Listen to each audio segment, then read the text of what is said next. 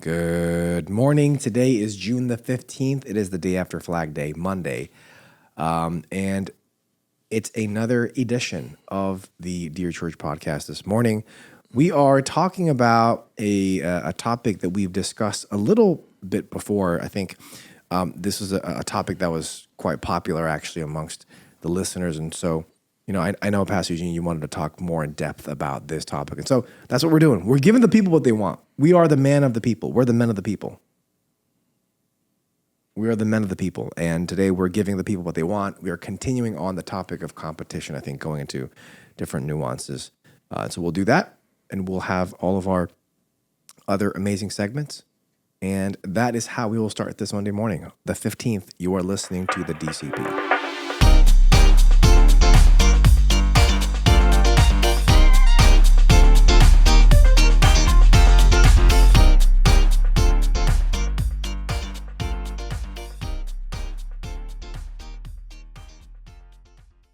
Welcome to the Dear Church podcast, where we exist to fill your ears and your minds with the study of God to see the world as disciples of Christ. When you during the greeting, I can't properly greet.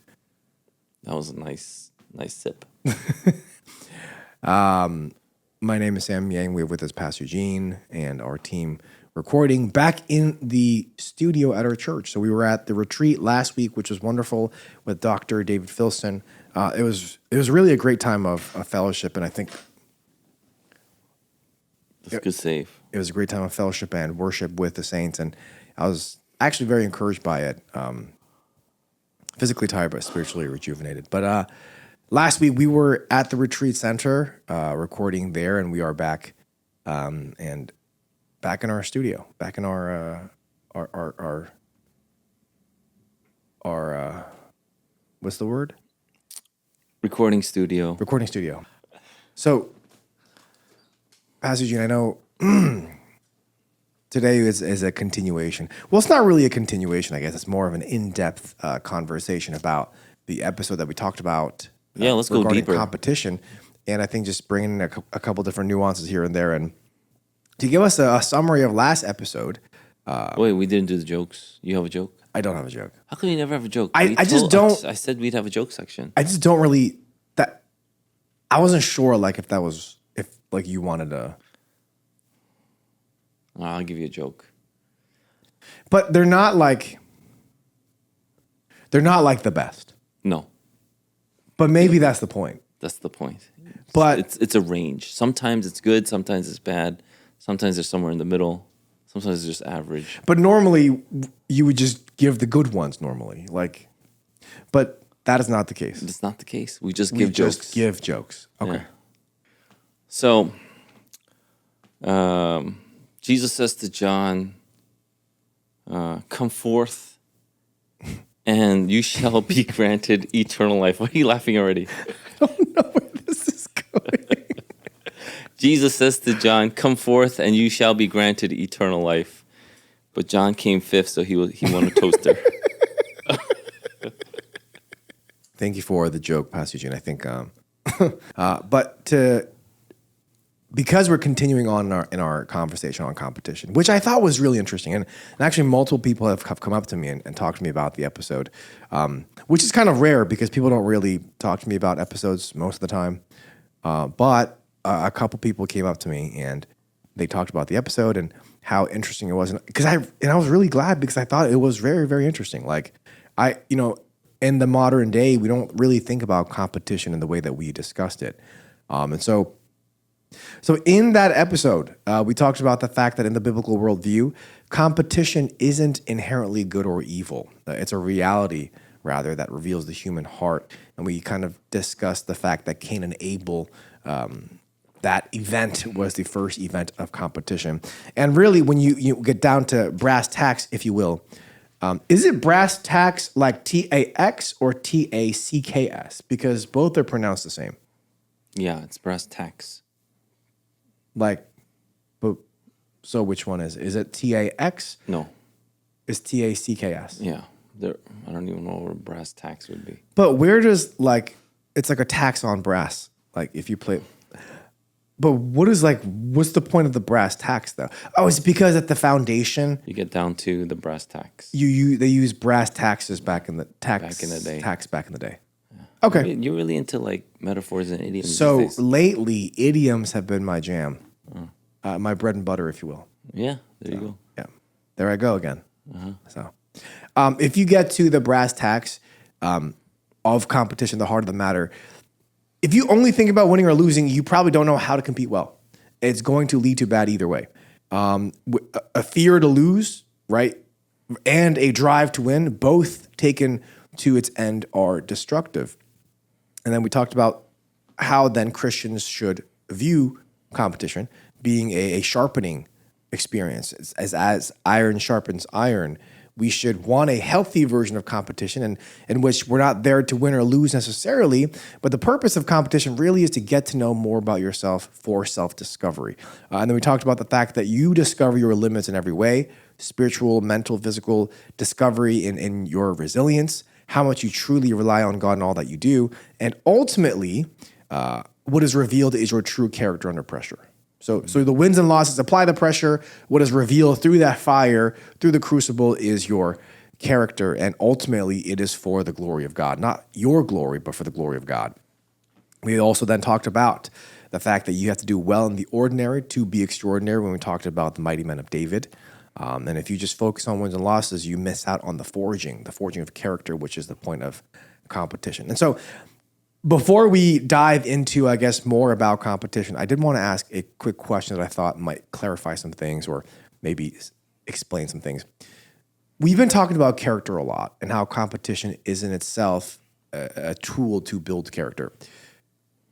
How would you even define good character, though? Like what is good, godly, biblical character? Who gets to define it? What makes someone say, well, that person has good character versus that person needs to work on their character? And do we ever become the end product, of good character? Because I think oftentimes people will say, well, you never really become that end final product. So you're looking at the teleological or eschatological aspect of what we are going to get to. Junsuki Bibi would say, it's glorification, man. That's what, maybe without the man. It's glorification, He would guy. use a different noun. Guy. Or like boy. Friend. Yeah, pal. Nachuzak would say boy. He would say boy. Yeah. Well, it's about glorification. So you have your justification, you have your sanctification, and in the end, you will get there because we are promised glorification. So in the end, we will have that perfect character that we are striving for. That's a promise that's given.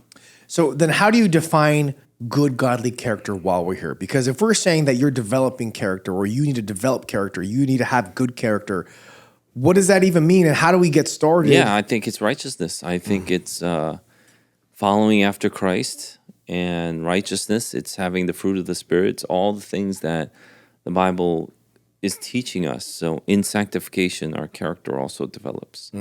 I'll give you one example. So an example is ambition, how we are supposed to be but there's healthy ambition and then there's unhealthy ambition. So we should be ambitious. We should want to outdo someone.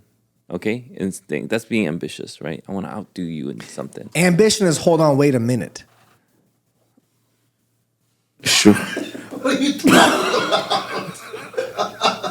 So what is healthy ambition then?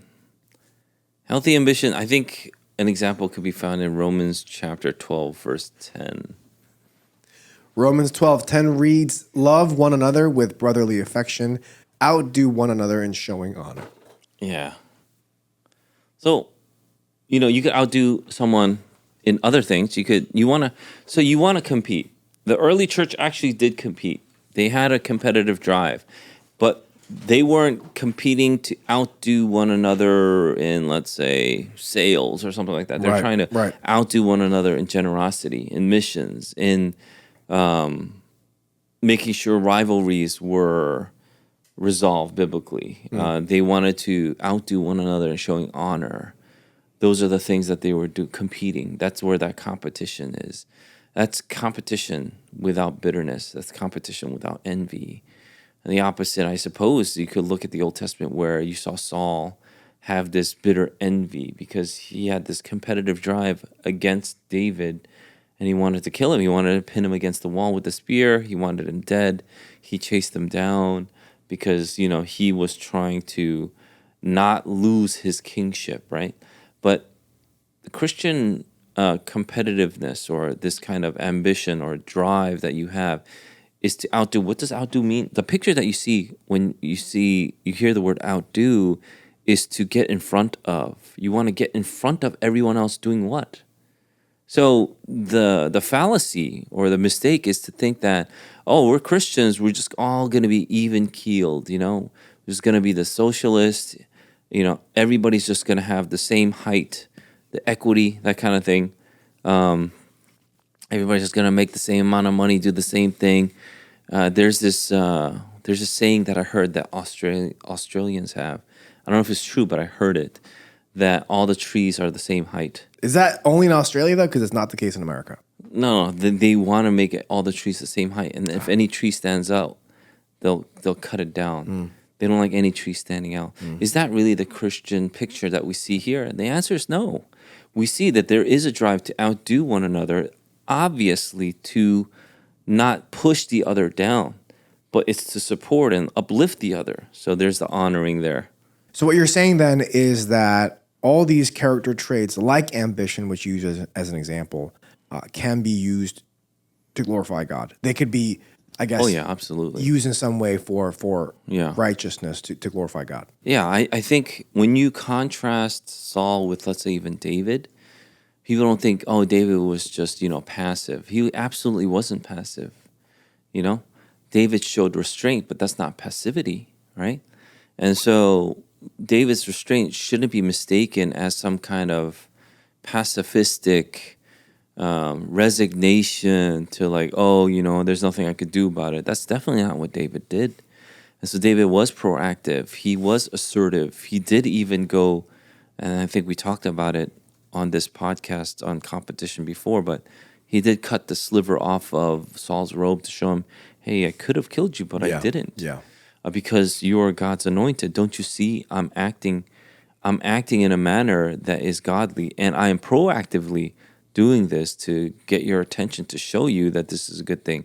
We talked about Jacob wrestling, and that's a literal competition, like physical competition against an angel, which he knew he couldn't beat, but he did it anyway. But in the end, what happened? Jacob was transformed. That was the point. We see the whole story of Joseph. He rose in competence without bitterness. If he was bitter, he wouldn't have been able to rise in competence. And then eventually he became, the second highest in all the land. And so when we look at the first century church and they're competing, they're taking all these elements of the Old Testament, they're understanding it by the power of the Holy Spirit, and they're using that competitive drive to outdo one another in showing honor and lifting the other up. The other person actually gets better because you're there. You make that team better because you're standing there, because of your presence there. And so, those are things that we get to see in the Bible, negative examples as well as positive examples. And so, you definitely want to keep that in mind, where we are not called to be pacifists. We're not called to be passive in the things that we do. We are proactive. You actually have an ambition. You take initiative and you do all these things that God has taught you to do or told you to do, but in a way where you want to, and we talked about this before too, where you will win the competition, where you will win the race. Not just so that, Jesus won it, so let me just jog to the finish line. That's actually zero pictures, illustrations, examples, instructions in the Bible would say that. That's something that we just made up because we have a misunderstanding of what the Bible is teaching, of what the gospel is. I think that's really helpful for us to start as we kind of outline not only the purpose of competition, but the goal to which we are looking towards. And as we talked about before, ultimately glorification and kind of the process that it will take for us to get there. I do want to take a bit of a turn here, if that's okay with you, and that has to do with a little bit different direction and competition. We talked about competition as a whole in general, and what's interesting is we talk mostly about men competing. Is there a difference in the way that men and women view competition or see competition? Is it actually different, or are there similarities more than differences? There are some similarities, but I think there are huge differences that should be noted between how men are sharpened and how women are sharpened. So in the basketball court, I told you that men's character gets sharpened. Yeah. I didn't say women. Women can be, but I don't think necessarily. And so, we want to biblically ground how competition and sharpening may look different. So I just don't want to give you my anecdotes or what I feel. So I do have some things that we could look at, but let's take the quick route for now. I will start off by saying that women and men are both image bearers. They are equally valuable, and they are both called to excellence. They are both called to stewardship and godliness. There is, Galatians chapter 3:28, I think, where Paul is telling the Galatians there is neither male or female, and that is in terms of worth or access to God. Okay? And so There's no There's that. difference in that aspect. Right. However, creation order establishes distinct and what we would use, the word we would use is complementary, but creation order establishes distinct roles between men and women. Yeah. But because of those distinct roles, we see that God has built us differently and has had methods or the means by which we are built also can differ. And I think that's right. It should be. If men are for headship, provision, protection, right? Then we'll see that competition is more like direct, head on.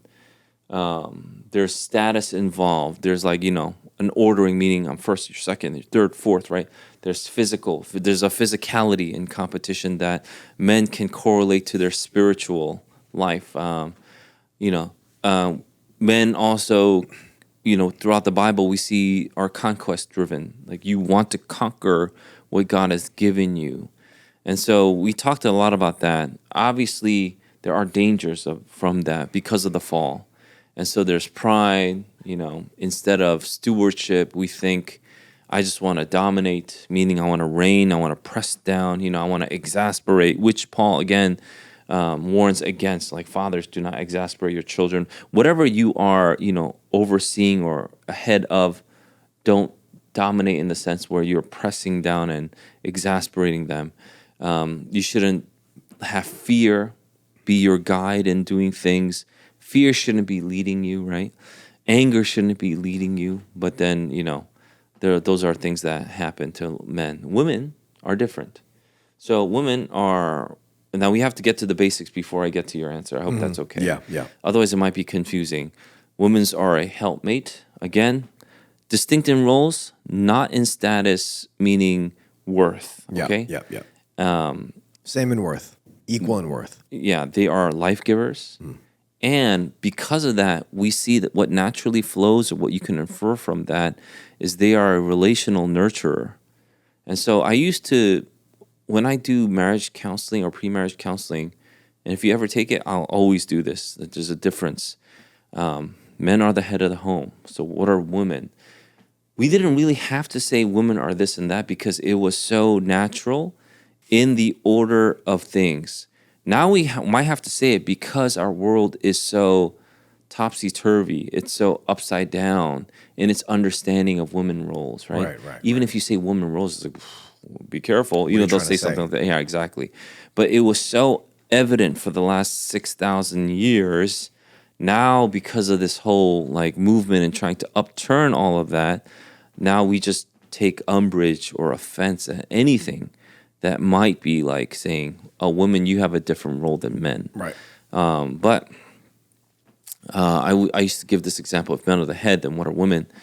And there's a Chinese character, and the Chinese character is called center, okay? And it looks like a little rectangle with a line down the middle. Okay.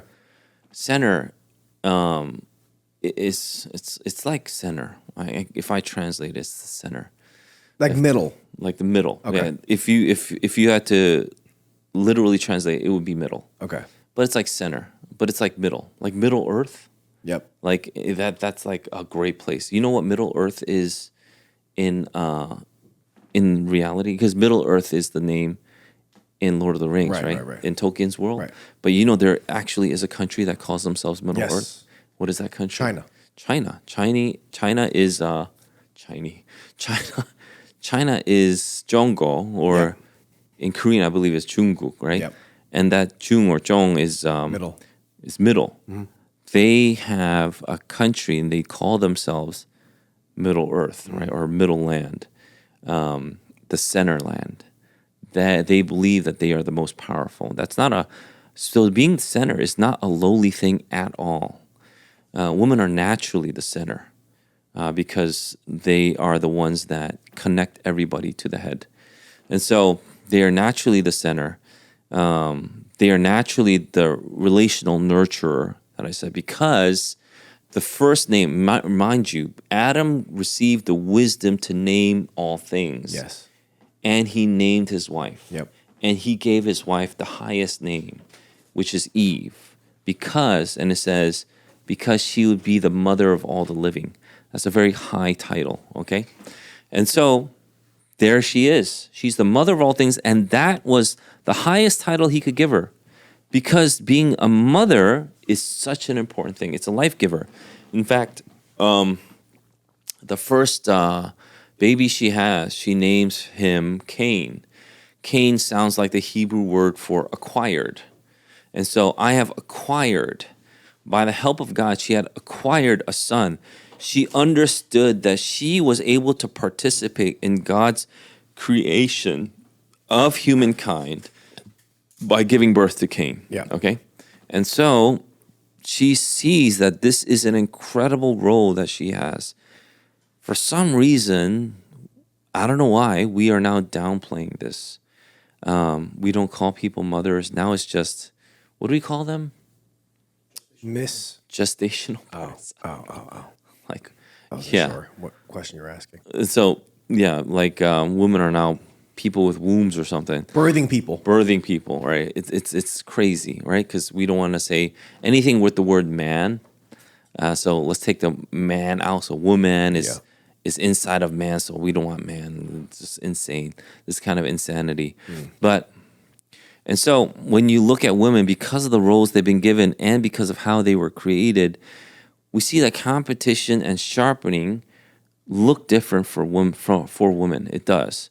It's relational, it's protective, it's collaborative, it's investive in long-term nurture. Women will more likely fiercely defend their children. Let's say this is obviously not everybody, but up until yesterday, it would have been pretty standard. Let's say you have a kid in sports, and the kid gets scored on. Okay. Normally, you would have the mom like be all upset and be like, "How dare this is unfair?" Blah blah blah. You might see that because the mom will 100% be for the kid, Or are you okay? or something like that. 100% Are you be for okay the that you kid. got scored on? Yeah, but the dad would more likely be like, "You need to shape up. You gotta get better. You got to lock get in. better." Yeah, I'm gonna have to train this boy more Right. so he doesn't get embarrassed in the field. And so they think differently because the roles are different. Because the roles are different, how they even exercise their teaching to their children become different. I know a lot of people that say that they are egalitarian, but the roles that they play are anything but. So that example that I mentioned to you, these people that are they believe that they're more liberal, they're egalitarian, they'll play out those roles because it's so innate in us. I mean, I'll bring it even to the extreme. There are people that are in the LGBTQ community that are in homosexual marriages, relationships that also play roles. they're the same gender, but they play the different roles that a traditional marriage is supposed to play. It's a caricatured Yeah. role. So this is throughout. And we talked about this about when, 1 Corinthians 6, when it says, who won't inherit the kingdom of God, and in the English it's just homosexual. Well, remember our Senecoid time? We talked about all of this, right? And I said one was, and then I used something that is not very safe for work, but then there are two nouns for it, right? And then they just kind of translated it to homosexual. So one was effeminate, who plays the woman role, and the other one is a man who lies with another man. That means he plays the male role. So there's a male role and a woman role, but they're both men. So that's what we translate now to just homosexuals, which is correct. It's correct. But back then, I don't know if there was a term for it or not. Paul used that to make sure that we understood exactly what he was saying. So he used those two words. Yeah. And so, yeah, even the homosexual community now, they will have roles, and it's caricatured roles, which is kind of interesting because true, like men and female, there aren't caricatures of the roles. There's always a little dipping and extending to all these things. It's not like you can't be motherly ever. You're not going to. Right. You're never going to hug your child and kiss your child. Right. Obviously not. Right. That's not the case. Right. So it's not a caricature role that you play, but you'll see like in these aberrations of what God has deemed what is to be ordered. You'll see the caricatures of those roles, which you quite nicely pointed out. Anyway, so going back to women, one of the key things that I see, and I've always seen, and I've always had trouble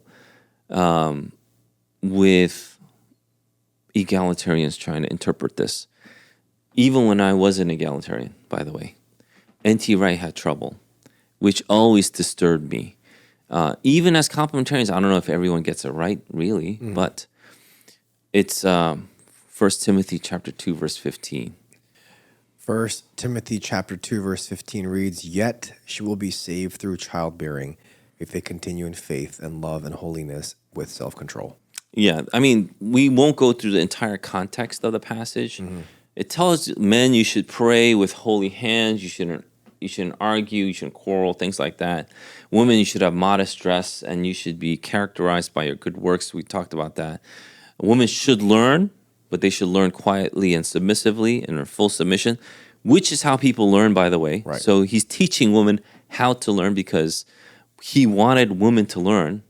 And then in verse 12, we see the prohibition, which is, I do not permit a woman to teach or exercise authority over a man. But then he goes to the reason why he's saying all this. It's creation order.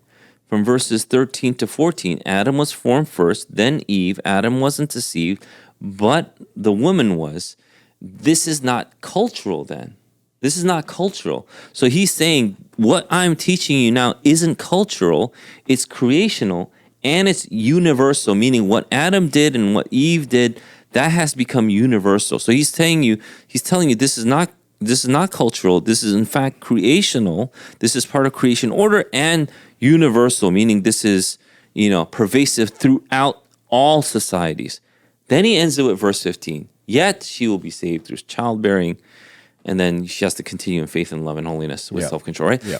And so what does that mean? And so I was listening to an exposition by N.T. Wright a while back, and he goes, I don't know, who knows what this could be. I said, are you serious? You're a New Testament scholar, and you just end up going, I don't know, who knows what this could mean? That means you don't know what it means because you're dumb, or because you can't figure it out, which makes you dumb, or you are just purposefully deceiving people. Either you deceive yourself or you're deceiving other people, which makes it bad, which really disappointed me when I first heard this. Okay, what this doesn't mean that women shall be saved through childbearing. What it doesn't mean is childbearing earns you salvation. Yeah. Obviously, this is not what it means. It would contradict everything else Paul would write before. In fact, the entire Bible. Childbearing earning salvation is not what Paul is talking about. And secondly, if you are childless or you are not able to Right, bear a right. child or you're single, it doesn't make you a second class woman or it doesn't make you unsaved. If you believe this is what Paul is talking about, then you are actually enforcing or actually putting out there a works-based gospel. That's antithetical to what Paul is teaching. So it cannot mean that. It cannot mean that childbearing earns you salvation. That's works-based. And it doesn't mean that being childless, you are a second-class citizen. That's also works-based gospel. So what does it mean? It means that saved sozo also carries this connotation of spiritually preserved or protected, right? This is not talking about eternal justification again, but this is from the flow of the passage. We need to understand the context. How are women preserved from error or the fate of Eve, which is deception? Because he just mentioned that Eve was deceived, right?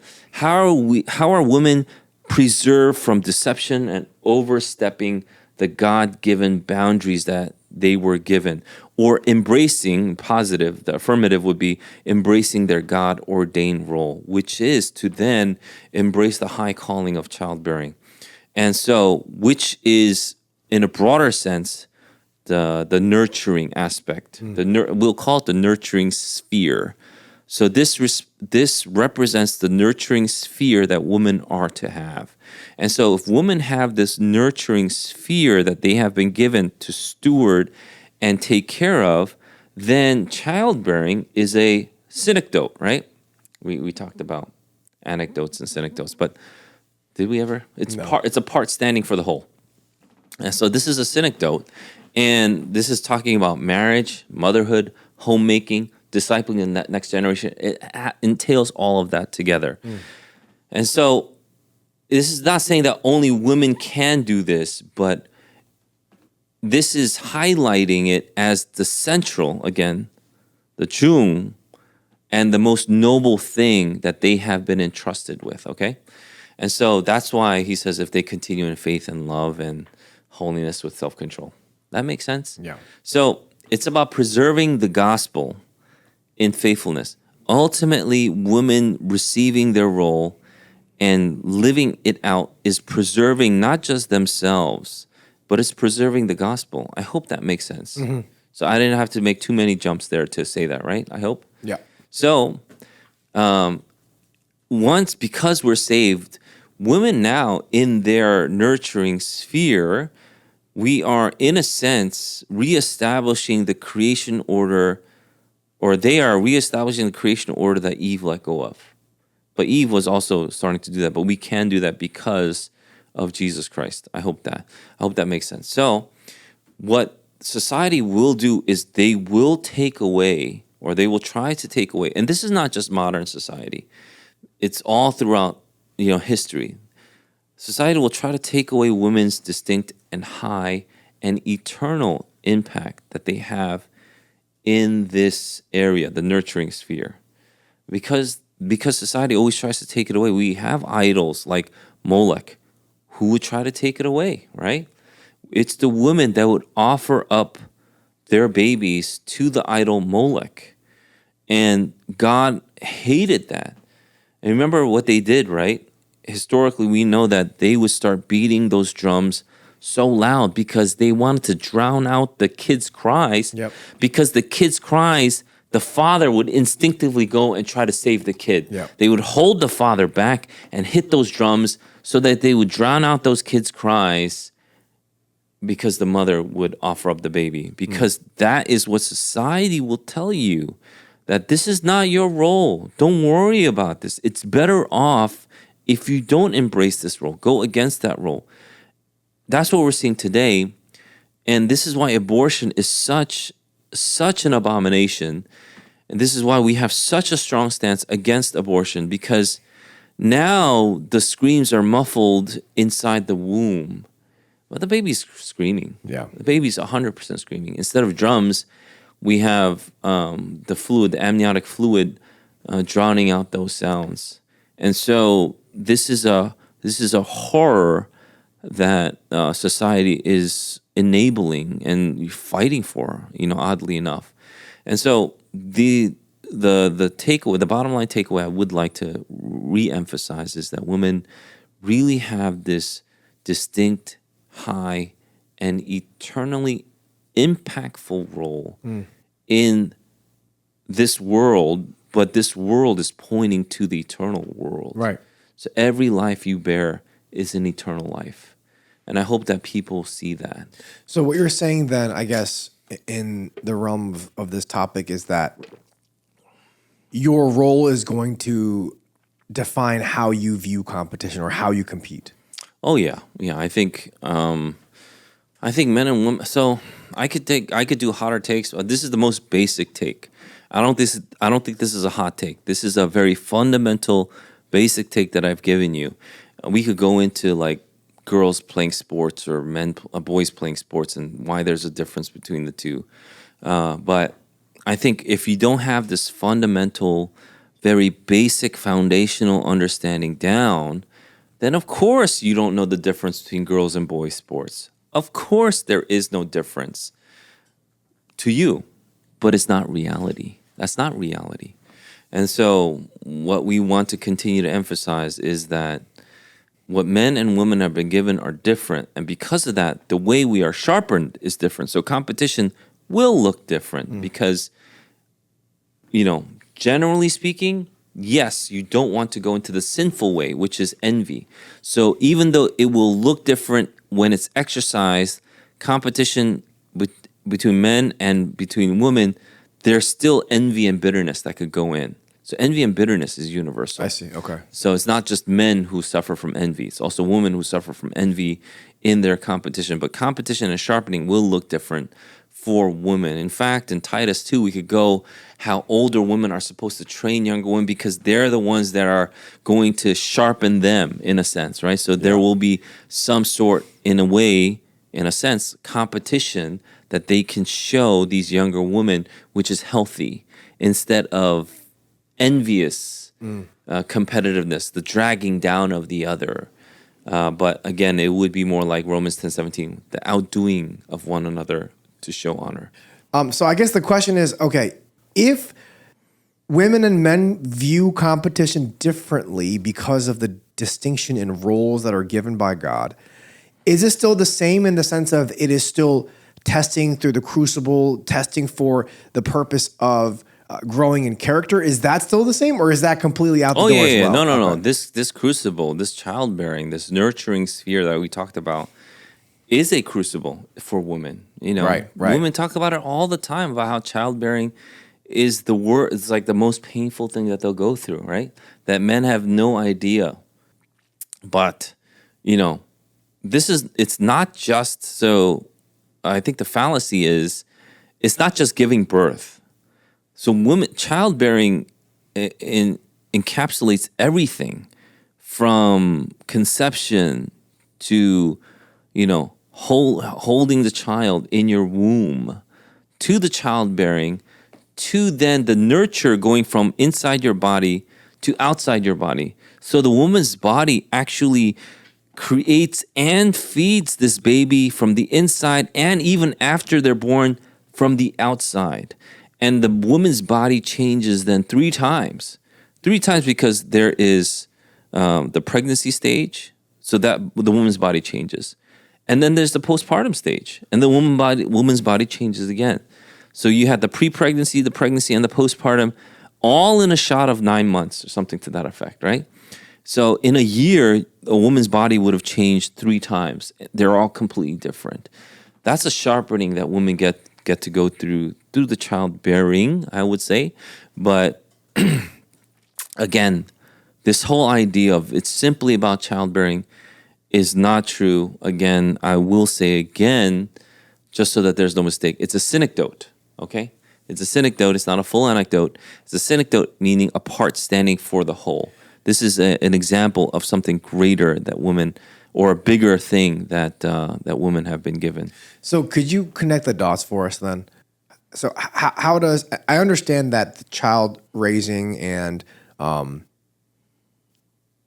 giving birth, that's a part of, what makes women so wonderful, a part of it.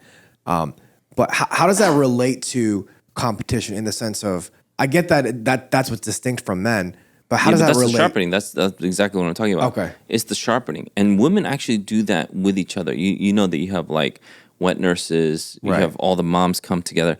In the first century, remember how Zechariah got dumb? Remember he couldn't speak Yeah, because yeah, he yeah. didn't believe the angel. Right. And then His name shall be John. He wrote it down. he wrote it down, Yeah. right? And then they went to Elizabeth. It's like, are you sure you want it to be John? You know, and so because the women usually named their kid back in the first century Palestine, so the women usually named their kid. And when she said John, they're like, that's not in anybody's family. You can't just name him random, give him a random name. They went to Zechariah. He's like, his name shall be John, and then he Yeah. was able to speak. But and this is of course John the Baptist's parents. Yeah. All of the women were together in one place. So when there was when Elizabeth was giving birth, all the women were there helping. It was a whole, almost a communal aspect when it came to it. I get it now that people give birth in hospitals because it's more sanitary and it's safer and all these things. But even before and after, I have to say, that spirit, that communal spirit hasn't really changed even from the first century, where we'll still have baby showers, right? We'll still give like all the preparing moms as much help as they need. We give, we constantly we're passing down things. Here's some extra clothes, or here's a baby Bjorn that you can use that's pretty clean. We only used it for a month or something like that, because this just happened to me like a few weeks ago. We gave away our baby Bjorn a bunch of clothes and things like that to someone who's pregnant, right? And so even during the pregnancy stage, you see all these women really helping each other. There's a mom chat group where someone will post up, oh, does anybody want this? And it's first come, first serve. And then, people will say, oh, I'll take it. And if one person's taking too much, then that person will be like, oh, I think I've been taking a little too much for my kid. Let me give other people a chance. And you see all this, that sharpening happen, even within those chat groups. I don't know if you know about this, but these are real instances that I'm talking about. And so, like as a mom, you want everything for your child, but then there are other moms who also need things for your child. But if it's first come, first serve, and you're always on your phone, you can be like me, that kind of thing. But after 2 or 3 times, you kind of feel bad. It's like, you know what? Let me give this to someone else that might need it more than me. And then you see the sharpening happen there. So there's all these things that do happen that will sharpen a woman. And it really does have to do with the nurturing sphere that I'm talking about, okay?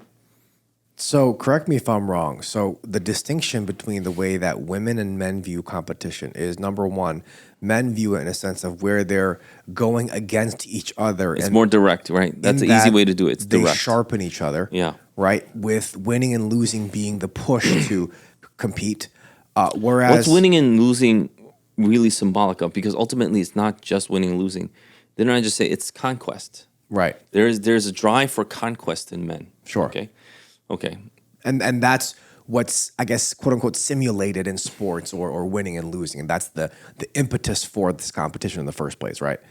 But what you're saying is women compete differently. That's not the same thing. Women compete differently in how they nurture. Is that what you're saying? Yeah, because they have the nurturing sphere that they have been given stewardship over. You'll see it's more relational. It's more protective of life. That's the realm in which they compete. Yeah, it's more collaborative in the way they do it, and it's more investive than men. Men, it's not that men don't have these aspects. Again, there's always some crossover in the spheres, because we're not like two different species. Obviously, because we're one species, there's going to be crossover between male and female in some aspects, but it's not a complete crossover. That's where the egals get it wrong. And if you are completely, I don't know, maybe you're an extreme complementarian, I don't know what to call it, and you think all the roles are completely separated, you'd be wrong too, because there is some crossover. I'm not saying men shouldn't be relational at all, but I am saying that competition is most often driven by direct contact with the drive for conquest in men, and not necessarily for women. So how is that shown then, for example, and maybe the way that I'm approaching this is egalitarian because a lot of our society is egalitarian now. How does that speak to the difference between how two men would view a basketball game versus two women viewing a basketball game? Because now there's this whole thing where everything that a boy can do, I can do better, right? That was a phrase where men will play basketball, women also play basketball. Men will play soccer, women also play soccer. We have different leagues for both men and women's sports of the same sport. And so I guess the way that I was kind of phrasing the question is, if a man views this challenge or this sport or this game in this particular way, how can a woman view that same exact challenge in a different way? That's kind of the way that I was approaching the situation. But it seems like even their realm of competition is completely different. That's a huge like ball of mess. So I guess when we talk about how do women view competition, If we're talking about sports, it's a different animal, right? Because that's just one arena of competition. That has nothing to do with competition, Right. in my opinion. But if we were to talk about sports because we're on the topic, you have to talk about the pros and cons of men's and women's sports. They're different. The cons of women's sports are much greater than men's. I hope that makes sense too. And so because like you said, we live in an egalitarian society. We want to view them as equal, or just women aren't fast enough, or blah blah blah. No, I think there are much more cons than that for women playing sports or having competitive leagues. Many, many more. So women's leagues really came into effect, I think, I could be wrong here because I don't know if this was one of the things I prepped to talk about, during the World War, because, all the men were out, they were fighting, so that they still needed entertainment, so they got women in there. Women, the workforce was gone, so they needed women in the workforce. And what happened is once the men came back, women wanted to stay, in sports and in the workforce, so we still had to make, room for that to happen in society. The World War really did change things in our culture, in Western society, really. And so, do you want to ask him? Just ask him. So can you check that for us? Because he said because you weren't sure, right? Yeah, that's cool. And so, can I continue? Yes. Okay, let me continue. So, what we're seeing now is probably more in the last 80 years of all this happening. Before that, it really wasn't a thing. Not really. Not in developed Western society, where we see women competing just like the men would compete. It just really wouldn't be a thing. So the reason why I asked this is because I think, again, because our minds are so warped by this egalitarian society that immediately we were just going to think, hey, put a man in there, same situation, put a woman in there, same situation, what's the difference? And I think that's kind of how people would perceive the question of what is the difference between men and women competing. Yeah, that's why, those, I would call that maybe more of a natural argument. Those natural arguments don't really fly with liberals. When we give the argument, we give the argument from a biblical order standpoint, okay? Okay. You want to go into some of the stuff that our producer found on what I just said? I'm right? Yeah. It's after the World War. So, I mean, I'm just trying to clarify, I guess, because when we talk about this, what you're saying then is that in the broad realm of competition, of which sports is one, in the broad realm of competition, men naturally have a desire for conquest. And because that is the case, that is shown in the way that we compete with one another. And through that, we sharpen one another for the forging of godly character, for self-discovery, as we talked about. That is men in competition. Yeah, I think this is, one of the realities that you have to face. It's sad in some ways, but it's also necessary in some ways. Even in the Bible, it says, when it was the season for war, when it was the time for war, David didn't go out. And that's where he saw Bathsheba. Right. Meaning you just had to go to war then because you had to conquer. It was just that time of year People gonna die. It really was. Because Right. we live in such a time of peace, it's so foreign to us, this concept. But throughout history, we didn't have this kind of peace so pervasively. Right. There was always war. There were always battles going on. People would always try to ransack your town. If you just sat there and you didn't train for war, you didn't protect yourself, you didn't think anything of it, you never went to war, so your body's all atrophied, you don't even know how to hold a sword, you would get conquered the next year. That's what it was. And the people that will conquer you will not show you mercy.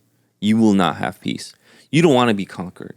So you fought like hell not to get conquered. You will send your sons out to war to potentially die so that the rest of your town, the mothers and daughters, will not die, will not be captured, will not be enslaved.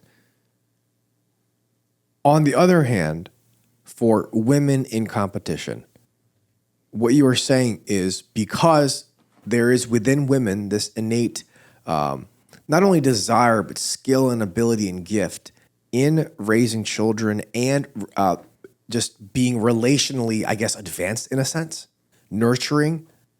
Because that is the case, even their competition is based on that. And that is how they sharpen one another and continue to grow in godly character. Yeah, because there's an envious way you could do it. Like I said, you could have a mom that just tries to take everything just for her own kid, Right. right? And not share, not think about any other kid. But then when you look at Romans 10:17, that would apply to them in saying like, oh, I should think about other people's kids. You know, I shouldn't only think about my kid. I should train my kids to take care of the other kids, you know? And so those are things that you would think about. And this is all based on the distinction between men and women given in the roles that God has given in the Bible. Yeah, and Okay.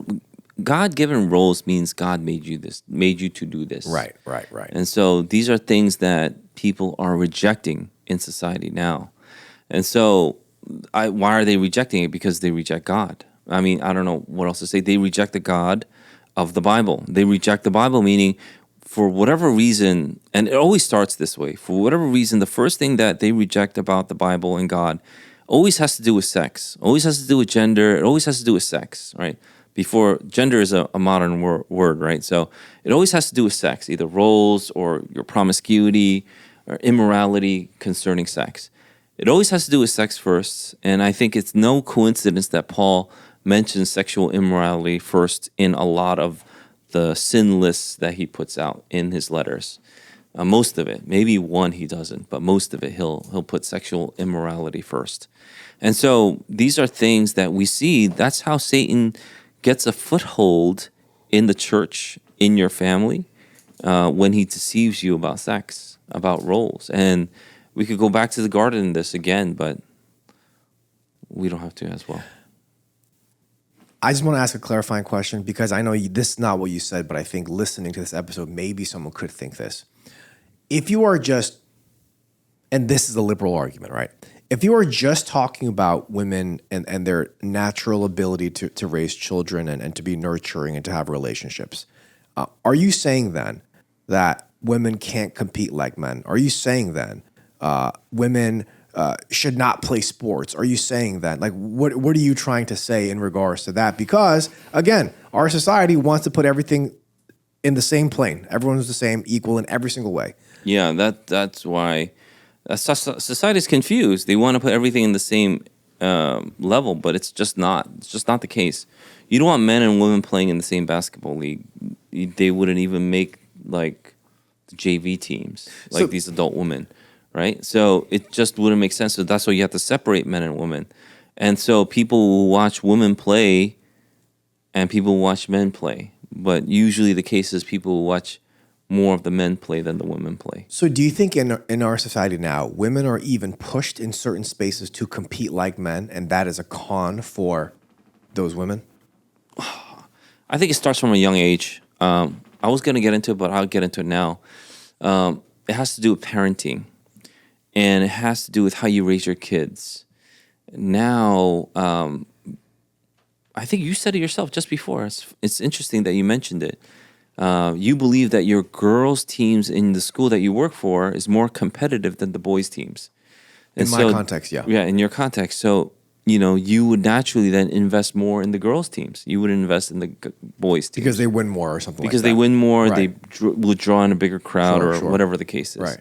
And so, how we train and coach our kids, are we training them and coaching them for their telos, for their purpose, for the roles that they are supposed to fit? Or are we training them in fear? Are we training them because, I'm afraid of what society might say, or I see the trend, I don't know how to stop it. I don't know, whatever it is, identity politics, performance politics, whatever it is, right?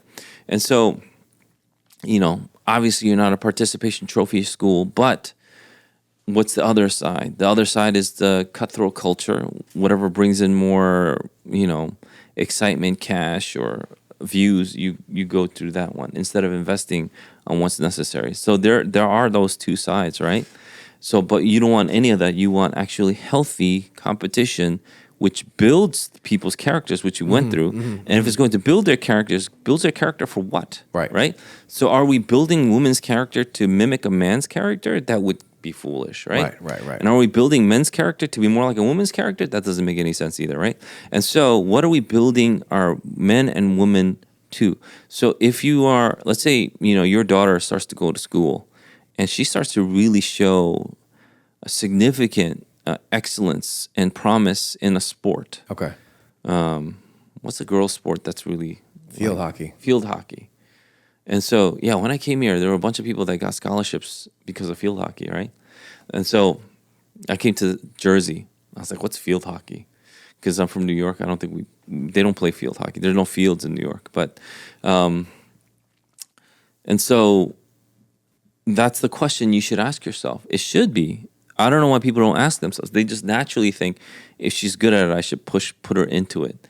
And so those are things that you should ask yourself. You should ask yourself if you have a boy, if he's naturally good at a certain sport, sure, but how much do I invest in that? How do I train and coach my kid to say, this is your motivator for being in this competition? I want you to be healthy in competing. I want you to build your character as a future man and a woman if they're kids, right? Once you become a man or a woman, I want you to have this character. Is that what we're doing? Or are we training our young girls to compete like boys? And are we training our boys to compete like girls? I don't know. Whatever the inverse of that is, right? So I just want to play like the other side, and that's why I'm asking these questions, because I think maybe someone could think like this. So you're talking about the fact that the ultimate goal, again, is character growth. So whether you're a men's basketball team or a women's basketball team, the ultimate goal is character growth. But we had said that the character that we're talking about is sanctification leading to glorification. Is there a difference in character between men and women that we need to be specifically training men and women differently for different characters? Like, what do we mean by saying a women's basketball team should be focusing on their character growth, which is distinct and separate from a men's basketball team training for their character growth? Yeah, and that's why I say it's like a ball of mess you gave me. There's a lot of things. This might be too short of a podcast to deal with it, but I would say there's a lot of things that we need to consider. Yeah. There's just a lot of things that we should consider.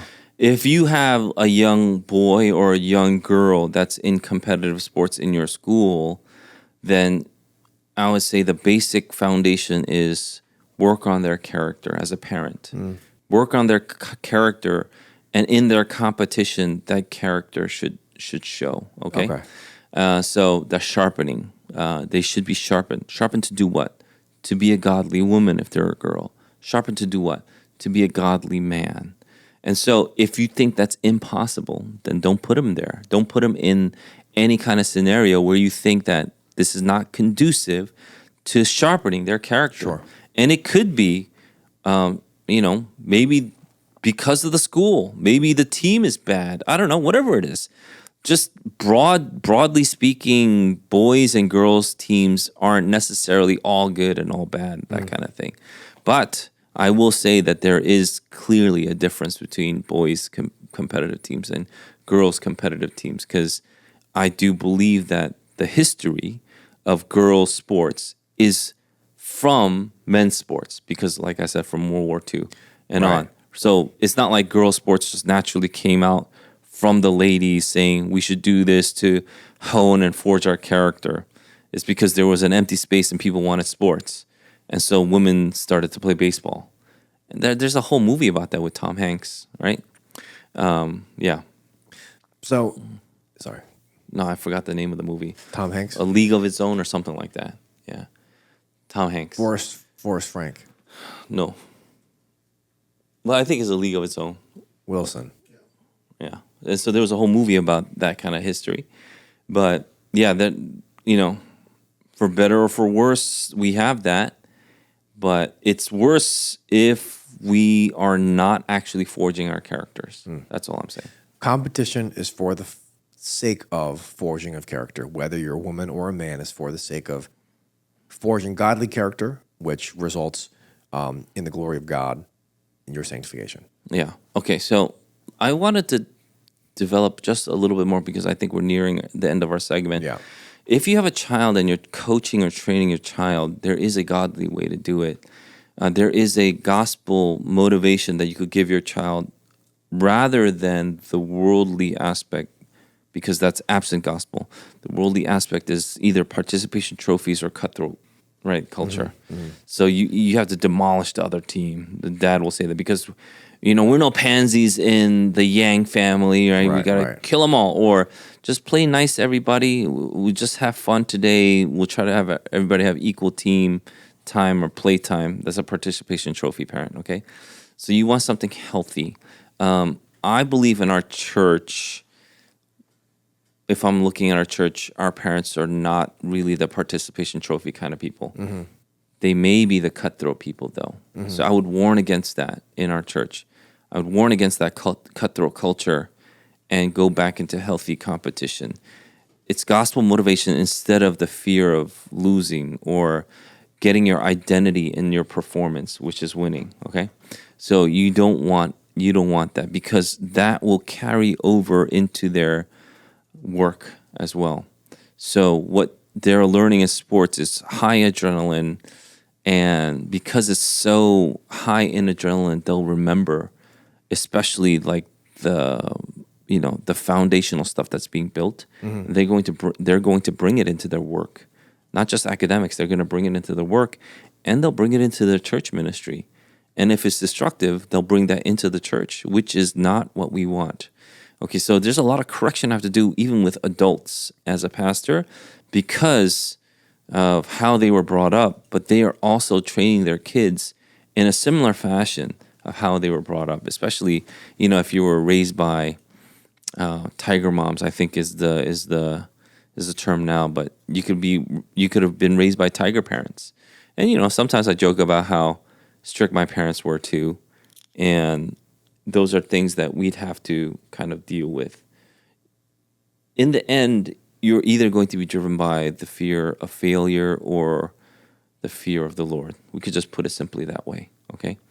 The fear of failure should not drive you or your kids in your coaching. It should be the fear of the Lord. So when they're out in the field playing field hockey or whatever it is, have the fear of the Lord instilled within your children. I think that's a helpful way for us to end in terms of how we should raise our children. Because I think, you know, our church is in a season where we are looking and seeking ways that we can raise children in a godly manner. And a lot of our kids play sports.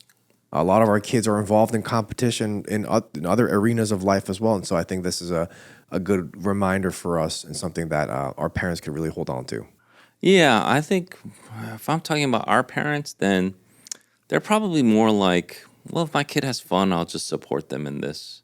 I don't think they're really that cutthroat or that participation trophy. They might be just more blasé, but at the same time, it can quickly shift to one or the other. It's something definitely to take care, because it is one or the other. Either you're going to be the fear of, you know, losing, or fear of the Lord, you know, that kind of thing. So that's something to really, really keep in mind. You don't want, or fear of failure. Yeah. You don't want the one because you're just blasé. Oh, my kid's having fun. Let me just take them out. And it could be anything. It could be like, I think recently a bunch of parents had a piano audition or something, right? Recital audition. They just I just want to do it for fun, that kind of thing. Well, if you just do it for fun and you let go of your guard, then it will either turn to fear of failure, but if you guide them, you can turn it to fear of the Lord. Even little things. It's not just sports. It's anything that's going to sharpen them. So I would say keep an eye out for that, and we should be good. Again, I apologize. I couldn't fully answer that huge mess of a ball. It's like a bunch of cat hair and trying to pull out all the cat hairs about girls' sports. It's pretty complex. Thank you for that, Pastor Eugene. I think that's a helpful reminder for us. Let's move on to current events.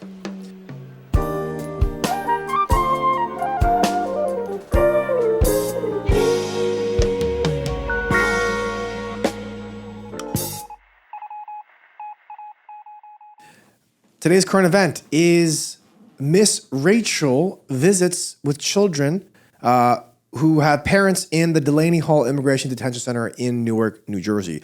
This was a news article from this past week in which the famous YouTuber, I think she's not only on YouTube, but just in really a lot of different media outlets, where she is a very famous children's show person. I don't know. Content creator. She does like little nursery songs. And she sings, yeah. And Miss Rachel is very, very popular. She's on Netflix too, actually, now, I think.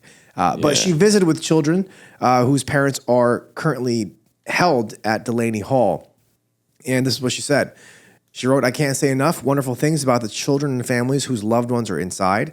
I can't say enough about how this cruelty is harming and traumatizing precious children who should get to just be kids. I know if you came and played cars and drew with chalk with them and laughed and sang and saw their tears, you wouldn't want what is happening to happen. How is ripping this family apart and taking him from his children, one with severe special needs, okay? I spoke with many traumatized kids who are scared to sleep at night. Why are we terrorizing children?" There was a video that she posted of herself singing with families, and the lyrics were, "Together we'll sing down the walls everywhere. Together we'll sing until everyone's free." And then she said, "This is not a partisan issue. We'll all look back on this time and remember if we stood with children being abused in detention centers or with corporations making millions and harming them with our tax dollars." Corporations? What's that have to do with anything? I think it has to do with the fact that Delaney Hall is an immigration detention center that is run by a for-profit prison corporation called GEO Group.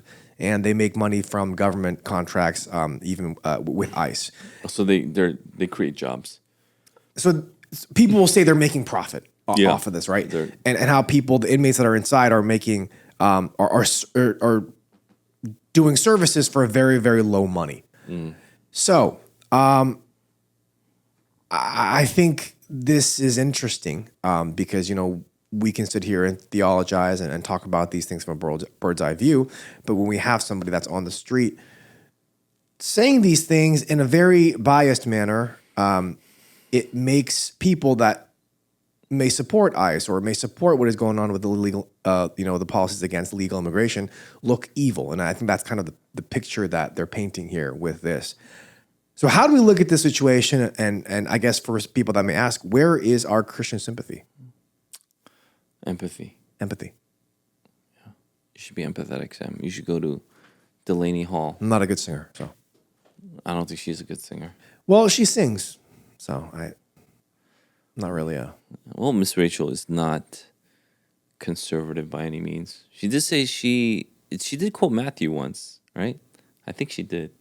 I think she quoted Matthew that we should do unto others as they would have, as we would have them do unto us, or something to that effect. The golden rule. And it's interesting because, she's talking about children of people that have been detained by ICE. Meanwhile, not talking about the children that are exploited by smugglers and sex traffickers who are, who cross over through via illegal immigration and activity, stuff like that. So there you go. You brought in context, and that it's a classic move where you just take this one thing and then you just put a a magnifying glass on this one thing. It's actually much bigger than that. And yeah, I don't think it's good to have children in detention centers. It's like, yeah, I think we would all agree. Yeah. That's not a good thing to have. Is it a necessary thing? That's a different question. Why would it ever be necessary to put kids in detention centers? And so you give the entire context of what's going on. There are so many children coming across the border, and the politicians know this, but the news media will not report on it, which is, I think it's an egregious, just moral failure on their part. Little girls, sometimes boys, little girls will have colored bracelets on them because the cartel, when they go over, they put colored bracelets on them to show them how much they owe and who they belong to. They'll cross over saying, "Oh, this is my parents," but they won't be the parents. But they'll be then, oh, I'm gonna go to, after they cross over the border, they'll go to their parents' house or their aunt's house that lives here. And then it is the government's job to keep tabs. The government doesn't keep tabs, not effectively, at least, not responsibly. But what will happen is we'll have hundreds of thousands of kids then sex trafficked into the United States. Apparently, it's a big business. You don't want that. Yeah. And so we have a number here in the detention center for a number of reasons, not just that, but a number of reasons, meaning they were separated from the parents or they are there with their parents because they chose to be. Because again, the government doesn't just put in kids in detention centers. That's not what they do, okay? But, they'll put in their parents and the kids have the option of going in there with them. Or staying with a relative here, especially if they've been born here and things like that. It gets complex. It's not something, you can't clean this up. It's messy. It's nasty. And there's going to be a lot of hurt and pain. But to put a magnifying glass on just this one aspect, I think is evil. I think it's evil. I think it's manipulation. Give them the full picture. Give people the full picture, and still, this will be a tragedy. Don't get me wrong. It is, right. It's a tragedy. Right. Like, we don't want any kids to suffer. No. It's a tragedy, but if you don't give them the full picture, then you just think ICE bad, Yep. kids Government good. bad, That's not true either. Miss It's Rachel so great. reductive, right? Yeah. Miss Rachel good. No, if I'm going to be reductive about anything, Miss Rachel bad. Everything else can be mixed. Yeah. Okay, everything else complex. Miss Rachel bad for doing this, and so if this is the case where you said this is what Miss Rachel is doing, I would say that is a moral failure on her part, and if she's doing it on purpose, it is evil that she's doing this. Again, it's bad. It's sad. We can empathize with those that are in the detention centers. We don't want kids in the detention centers, but again, it does get complex why they're in detention centers. And yes, there have been errors that ICE has made where they detain the wrong people. They detain citizens too. And then I've read over some of those cases. Some cases were very clear cut and some were not. Some were citizens acting like they weren't citizens, harboring illegal immigrants, like criminal illegal immigrants. And so they were harboring them, they were threatening ICE, so they would be detained along with the illegal immigrants. And the news reports would be like, we detained a U.S. citizen. How can ICE do that? So they're just focusing on this one thing. Oh, yeah, we shouldn't detain American citizens. Absolutely. But that's not the full picture, is it? Right. Show the full picture. And I think it's because maybe, people don't think they could trust us with all the information. They can only give us partial information. You really have to look hard for everything. And so I do think that they are doing us, people like Miss Rachel, are doing us a huge disservice. I would go as far as to say, don't listen to her. Don't watch her YouTube. It's no good. This is not the kind of messaging that you want to show your kids, where this one-sided, manipulative, this kind of driving into your, empathy centers so that they can manipulate you to a political side is evil. I wouldn't want that. Right. I wouldn't want that for any side, Yeah. whether right or left, whatever it is. Give us the facts. We'll decide. And that's why they take polls. But they think they can, kind of manipulate the polls by giving you these stories. And I guess for the most part, it's working. That's why they keep on doing it, right? So they keep on doing it. As Christians, we need to have discernment. And we need to make sure that, we're not so easily swayed by the latest news story. So you're always upset. You're always angry. You're always bitter at what's going on out there. I'm sorry. That's not true. Yeah. Yeah. Thank you for that. On to our media and culture segment. Last week, Carmelo Anthony, 19 years old, was indicted on first-degree murder. And this has to do with the stabbing of Austin Metcalf at a track meet in Frisco, Texas in April of last year.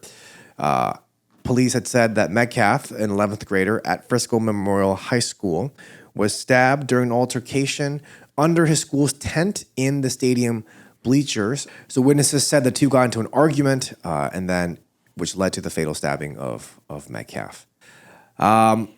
Defense attorney Mike Howard told the jurors that Anthony had acted out of self-defense, and they would cite fear and chaos in the event as well. But he has been charged guilty, indicted as guilty, and he has 35 years in prison. This whole case has actually taken on a quite racist turn, as this is in the South, in a county that certainly Texas Representative Jasmine Crockett would label as racially leaning, especially because the jury consisted of all non-black members. And this has become quite the news story in kind of putting this racist narrative out there. So I guess the question is, as a Christian, as a moral, ethical human being, we know that while racism does exist, not everything is racist, nor do we see everything through a racist lens. We promote merit-based rewards, not things given simply because of race or color. But there's also an aspect of where historically, maybe in this county or in this state, things have turned not so great for young black men when they face a white jury. And I think that history has to do with the rage now that we're seeing. So I guess, how are we supposed to think about this? Not to mention, why do we focus on the jury rather than the actual crime? What is going on here in this worldview, and how is a Christian supposed to see this? There's a lot. There's a lot there. It's interesting. We just don't have too much time. No. Maybe we can continue this next week too. But first of all, there were some incorrect things that people are saying. It wasn't an all-white jury. That's false. There was Hispanics and there were Asians. There was just not jury. black. It's just not black. Yeah. But they actually put up black people for the jury. They didn't pass. Because they were teachers, I believe, right? And they were biased. Yeah, there was bias, so they weren't able to get through. And there are people that will say, like, well, I'm not going to vote guilty if it's a black man or something like that. I'm never going to say a black man's guilty. If you say that as a potential juror, It's bias. don't be surprised that you don't get picked Yeah. in the jury selection, right? Yeah. And so there were instances like that, or reports that I've heard of. And so it's not simply they weren't picked. There were no black people. And secondly, this is wokeism that has now completely infiltrated our lenses. And so one of the tenets of wokeism is that racism isn't an aberration. Racism is ordinary. It's everywhere. It's our lens. You can't get away from it. That's why you must be anti-racist. And we talked about it in our wokeism podcast. In fact, that was one of my favorite podcasts that we did in 2024, but it wasn't that popular. But it was. If you look up our 2024 podcast called Stay Woke, I think that's what it was called. I go into a deep dive into what wokeism is, and I invite you to listen to it again. But if that is the lens, then of course, a black. He was tried as an adult. He's 17. He was tried as an adult. A black boy tried as a man, getting jail time, does seem like injustice. But clearly, that's not the only thing that we should be looking at. Is someone died. he killed somebody. He took a knife and stabbed him in the heart. Yeah. Oh no, the penetration was only 2 inches deep. 2 inches is enough to reach the heart. And so he died in his twin brother's arms. Yep. And he had, it wasn't an all white team he was facing. This is not a race thing. And so he had black teammates that were saying this dude wasn't racist. It's like, so teams were there. And so, this is for the jury to decide. And they saw the evidence that he was the agitator. I'm talking not about Metcalf. I'm talking about Carmelo Anthony. He was the agitator by being in the wrong tent and not leaving when he was told to. And when tensions escalated, he's the one that drew the knife and he stabbed Metcalf. And then when he was arrested, the police officers were radioing in saying, we have this alleged suspect. And he goes, not alleged, I did it. Yeah. And so there are all these things that he already said and did that was used as evidence against him that said this couldn't be self-defense. And so I think you won't weigh these other things if you just simply see it from a racial lens, saying this guy is black, the other guy was white. Obviously, it's a black and white thing. When it was not, by what we see, by the coaches that were there, the players that were there, things like that. Yeah, the demographic is like 40-something% white and 10% black. I get it. But, that doesn't mean that there was inherent racism at play here. In fact, nothing could have been proven that it was. But this is what people will assume because they have this lens of wokeism that racism isn't an aberration. It's actually ordinary. So there's always racism. A white person cannot be racist. That's what they'll think, right? And so it cannot not be racist. Cannot not be racist, right? And so if you have this, obviously the justice that you're seeking is different from biblical justice. Yeah. Your weights and measures are changed. And so it won't be standard measures that we would use across the board. Once it becomes a black person, you change the weights and standards and measurements, which in the Bible, God says is abhorrent. He detests that, he says. And so you're using things that God detests. I would warn against that if you're a Christian. I am not judge or jury. I can see what happened here. 35 years to me, though, this is not manslaughter because the judge put manslaughter on the table and the jury didn't pick that. They actually said it was first-degree murder. If it was first-degree murder and he came in causing to agitate, intending to agitate, intending to cause trouble, and he's tried as an adult, that's life for a life. People are like, oh, this poor kid. Yeah, because of the poor kid's life that he took. It's life for a life then. That would be true justice. And so I don't think true justice was done because of the other side, not because of what people are saying of the black and white side. I don't know, whatever it is. 35 years is so long. It's not long. It's a life for a life. And so if he really is guilty, which the jury found him guilty of, it should have been life. Yeah. But 35 years seems pretty lenient. Probably they took into they probably took other things into consideration then. Thank you for that explanation. I think, again, the narrative is out there. And so it's important for us to be able to see things clearly. We need a beat.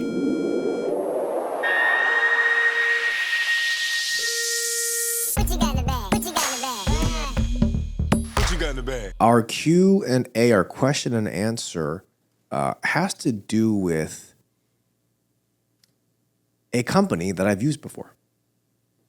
There's a company called HelloFresh that gives you ready-to-eat meals that you can prepare very, very quickly.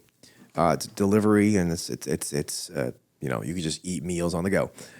However, in honor of Pride Month, June, HelloFresh posted inappropriate sexual comments and advertisement in their newest Pride Month campaign and discount code. I don't want to say what that advertisement, the discount code was, but it was inappropriate and sexual in nature. And it made me think there's a lot of people that use this company, HelloFresh. they have unfortunately decided to go down this route of promoting not only LGBTQ but the depravity and the sexual sin of the LGBTQ. At what point do we say no to companies versus not?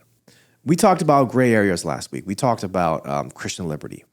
At what point do we say, hey, you know what? We're not going to support this company anymore. This has crossed the line. What do you think a Bible-minded conscience should tell us? Yeah. I think there is a difference between, let's say, not knowing who is behind the counter making your food and then you receiving it, and then the person behind the counter making your food yelling at you who they are and then receiving the food. I think there's a difference. Okay. HelloFresh is yelling at us from behind the counter, this is who we are. Like cursing. And even. I hate your belief. In fact, I'm going to laud and I'm going to elevate the depraved acts Yep. that the Bible condemns. But it kind of is telling, though, because the way that they caricature and define homosexuals is by this act only. Yeah. We don't define heterosexuals that way. Yep. You know, we don't have heterosexual month and just talk about like heterosexual sex. Yep. We don't do that. Yep. But the way the homosexuals are then, or LGBTQ are then characterized, is only on the sexually immoral act. That's the only identifier they have, which is kind of a tell that they're showing us. Yep. And so I thought that was interesting because of all the things that they could have said, that's the only thing they could say. Yep. And so, in the end, that depravity is so shallow. It's so surface level. It's only physicality. It's only sexual immorality. That's all they have on anything. It's not really about love. It's not. And so HelloFresh just kind of gives the game away there. And so because they're yelling at you, I think it's just natural to be repulsed by the yelling and not buy their stuff. Okay? Yeah. Look, if people are selling me their product and say, look at the product is good, look at the product, right? And then you go out of your way to dig into their lives and say, show me everything about your personal life, put a camera in their bedroom, all that stuff. I was like, all right, a little too far. That's not what we do, okay? And so we look at the product then.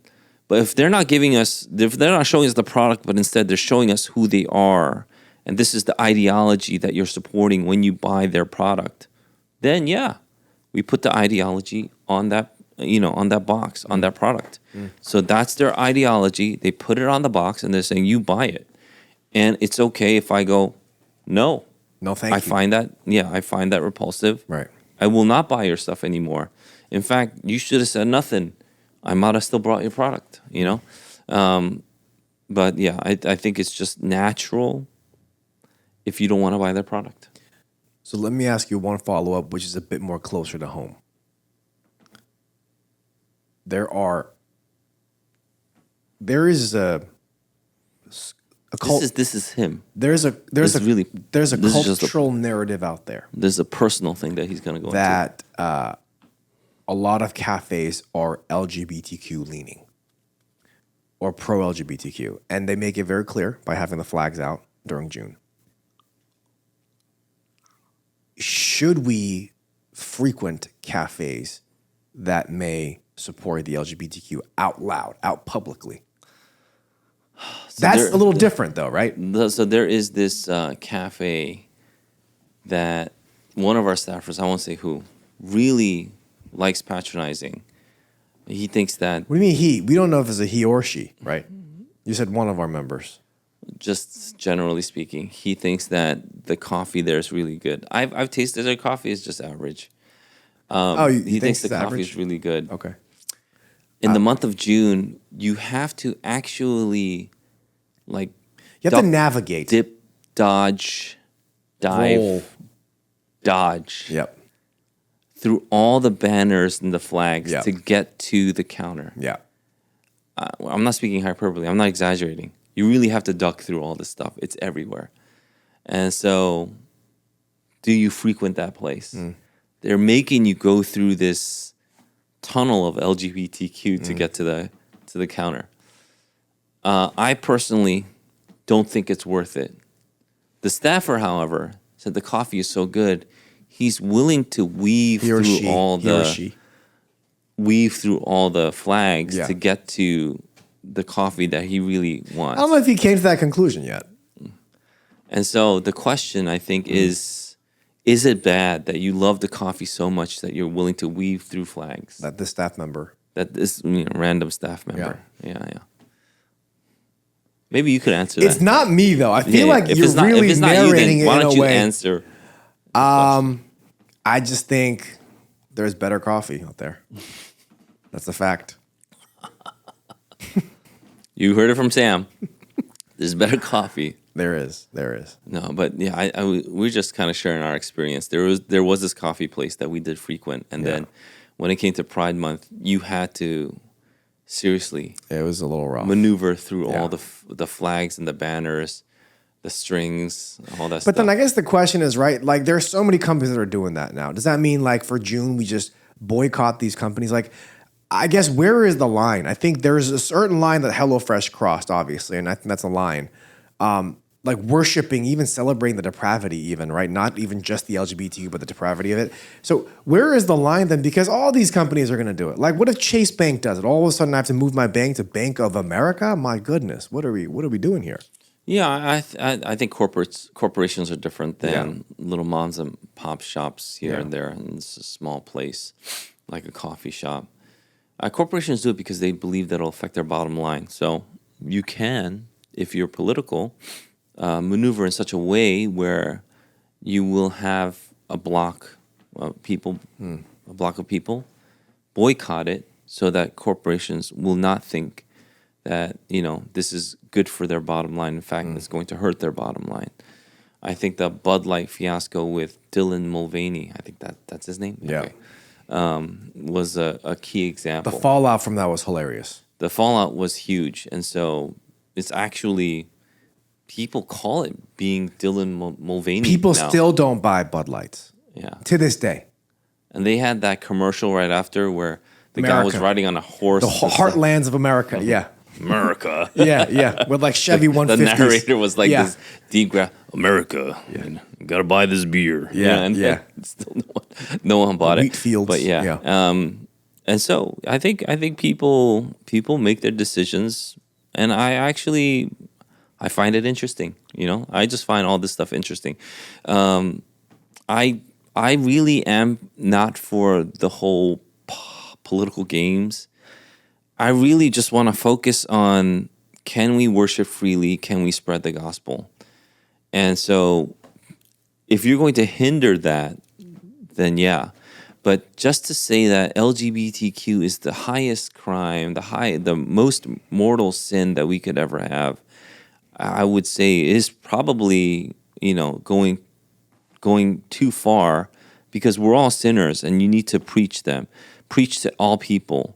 June is especially hard because the world is saying this is good, and we're just gonna, because the world is saying good, we're pushing back. It's not good. It's not good. So it may seem like we're saying this is not good more than any other sin. That's not true. But the world keeps on saying that it's not. So we'll have to respond that it is. So June is a month that we'll see a lot of Christians continually respond because they keep on pushing this narrative that it's not. That's where I am. I don't want to play the game, but if you push it on me, I will push back. And so that's how I see it. It's not that I think that LGBTQ people, are going to, like go to hell more than someone else who's a sinner. If you don't believe in Jesus, you're going to hell. Yeah. So we want everybody to repent and believe in Jesus. Yeah. And I think that's a good way for us to end with repentance. Thank you for that, Pastor Eugene. And we thank you for listening to this episode of the Dear Church podcast. We hope and pray that this has been a blessing in your ears. Fight the good fight, finish the race, keep the faith. Peace.